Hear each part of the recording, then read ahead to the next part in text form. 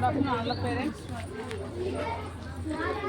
ఇవాళ ఇప్పుడు మనం చేరడానికి కారణం ప్రొఫైల్ వాళ్ళు చేపట్టిన learners let conference. So it is very helpful for the students. మన స్టూడెంట్స్ అందరికీ, మన పిల్లలు ఎవరైనా సరే ఫస్ట్ ఏదైనా వాళ్ళకి ముందు మనకి మాట్లాడే ధైర్యం రావాలి. ఏదైనా నేర్చుకోవాలన్నా ఏదైనా చేయాలని ముందు వాళ్ళకి ధైర్యం అనేది రావాలి. స్టేజ్ ఫియర్ అనేది పోవాలి అంటే ఇది ఒక బేస్ ప్లేస్ లిటరల్లీ చెప్పాలంటే.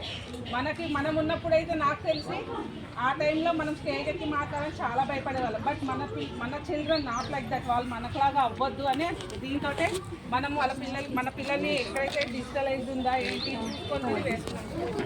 So this is the platform where our children can shine. Literally మా పాప విషయంలో మాత్రం నా అమ్మాయిలో చాలా డిఫరెన్స్ నేను చూశాను. బీయింగ్ ఇక్కడ తను ఎల్కేజీలో జాయిన్ చేశాము. Right from there first class వచ్చేప్పటికి చాలా చేంజ్ వచ్చింది. అండ్ రైట్ నౌ ఒకప్పుడు నోరు తెచ్చి మాట్లాడడానికి భయపడేది, అసలు ఇప్పుడు నోరు ఆపమన్నా ఆపదు.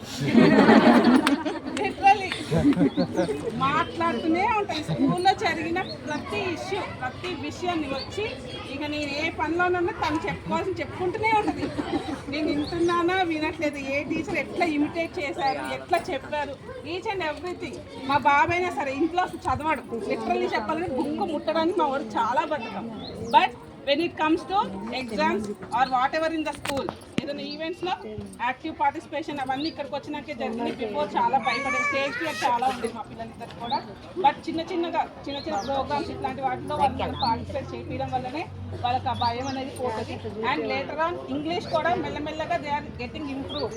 ఫస్ట్లో ఒక English they are not even able to speak, మనం కూడా రాదు. బట్ మన ప్రాక్టీస్ చేయించడం వల్లనే వాళ్ళకి మెల్లమెల్లగా మాట్లాడాలి, ఇట్లా మాట్లాడితే ఏంటి అన్నది వాళ్ళకి హెల్ప్ఫుల్ అవుతుంది అన్నమాట ఇట్లాంటి ప్రోగ్రామ్స్. So thank you.